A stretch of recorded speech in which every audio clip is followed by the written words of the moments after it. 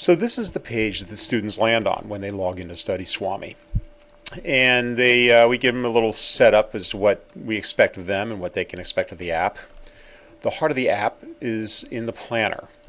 The planner loads up like a calendar as a default style. We can hide things. Here we have over here we'll have things that we scheduled to do and things we have not yet scheduled to do. Let's put something on here. Let's say I've got Newton's third law for homework. I'm going to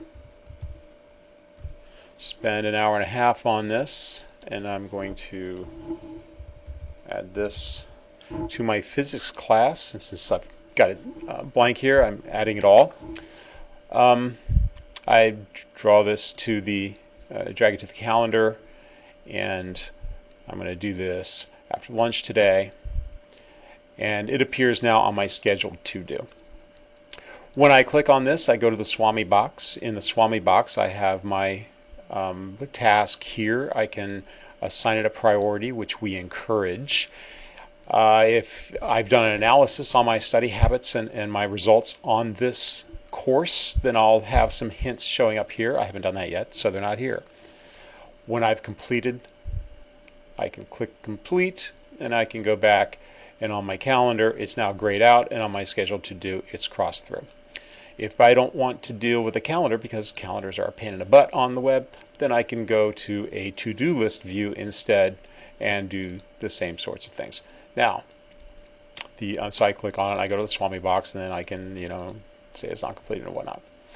Now, the crux of what we're teaching is under the study skills part. We have various things that we talk about, what you need, going to class, taking notes, your everyday stuff, studying for exams and quizzes, math and science particular papers, for instance, taking notes.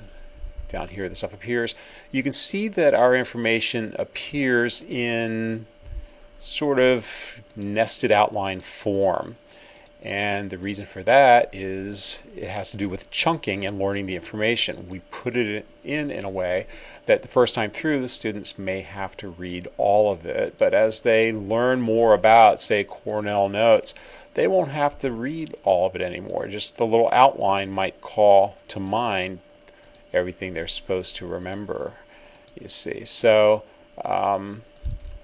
we've chunked this in the way that we teach them to review their stuff, and it makes it easier for them to learn. The other place that we have information of what we're teaching them is in the tools section, and in this case we have some videos to explain stuff, and we also have basically getting started, but also things like what is learning. Okay, if you want to learn efficiently, what do we know? And so this is a PDF. It's a paper, and you can open it and take a look, and this is what our papers look like. We have a little overview there, and then what it's all about, and what they should be doing. We also have them on concepts and the power of abstraction. We find that one of the things that students really fail at is in college things get abstract and they don't know how to deal with it. So we start at the beginning. We say, what is a concept? What's it mean when we say things are abstract? And what happens when you get lost in the abstraction, and how do you deal with that? And again, we start with very simple examples that everybody can understand so that you can see exactly what we're talking about. Another thing we've got that's really good is based pretty much entirely on the work of George Polya. We've updated it a bit, but who's a famous guy, and this is how to solve problems, and this is from like science and engineering stuff, presumably. But we start with the idea that they solve problems every day in their everyday life, and we just take those same techniques and say this is how you do it for math and science, and it's really the same thing. Okay, just a different avenue, just a different venue. That's all you need to worry about. So lastly, I want to show you we have a little chat bot here.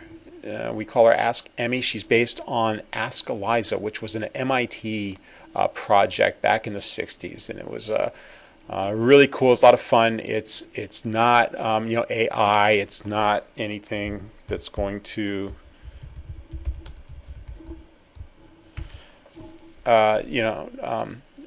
do anything magical or anything, but it's a cute little way to interact with the program, and again, it's a lot of fun. I enjoyed it as a kid, and I built a version of it. It's got a few tricks in it, updated, but it's basically the same idea. So, in a nutshell, that's the app.